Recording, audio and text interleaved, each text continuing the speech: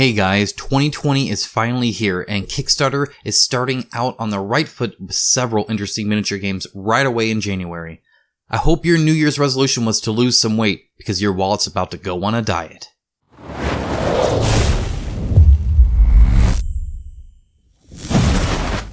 Bad jokes aside, before we get into what's launching this month, I wanted to make a quick announcement.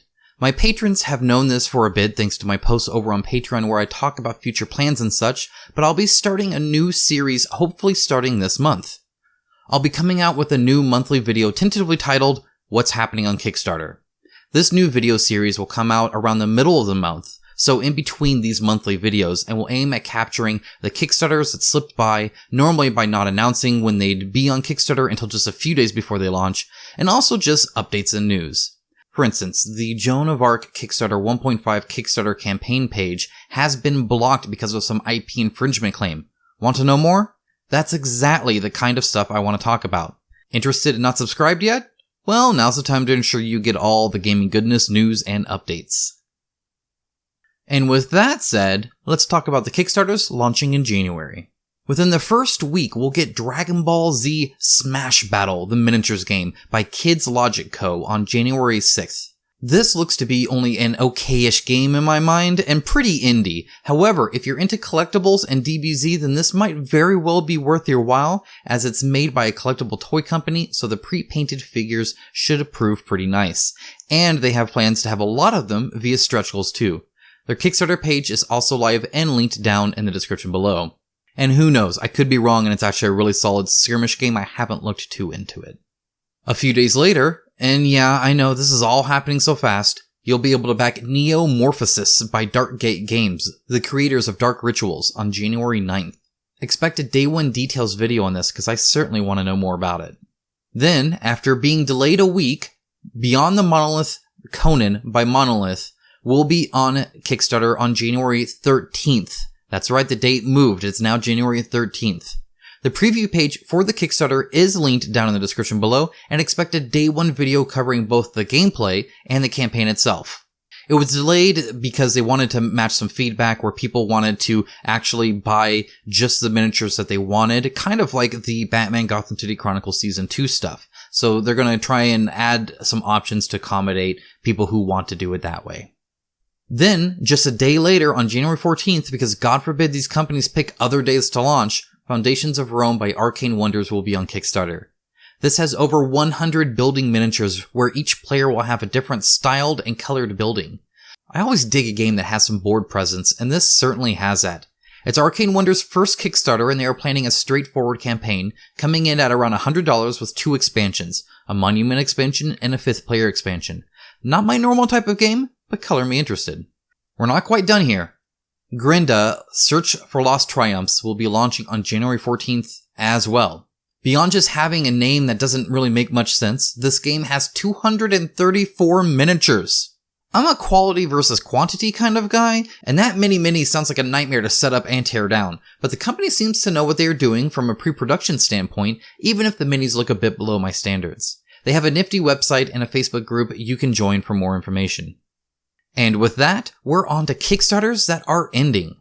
Sanctorum has successfully funded and will end on January 15th. Additionally, Unsettled also successfully funded and will end on January 7th. And that's really it. December was slow, so there wasn't really a lot going on. But you can still late pledge a ton of games.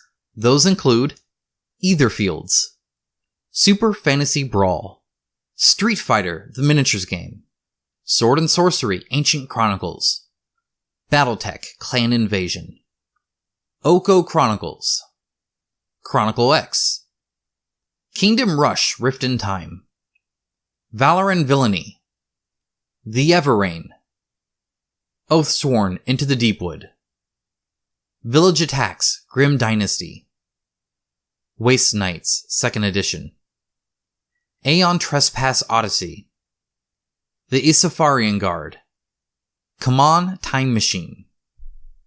Now, I've covered a ton of games in my huge upcoming 2020 Kickstarter video. If for some reason you haven't watched that, be sure to give it a quick watch after this one. It's pretty thorough and there's some exclusives in there as well. I do have 2 new games to throw onto the mountain that is upcoming games. Primal The Awakening by Reggie Games, which should come out this spring, and Steam Watchers by Mythic Games, sometime in the second half of this year. Not much is known about Steam Watchers yet, but Primal The Awakening is styled kind of like the Monster Hunter series, which I don't think is a bad thing at all.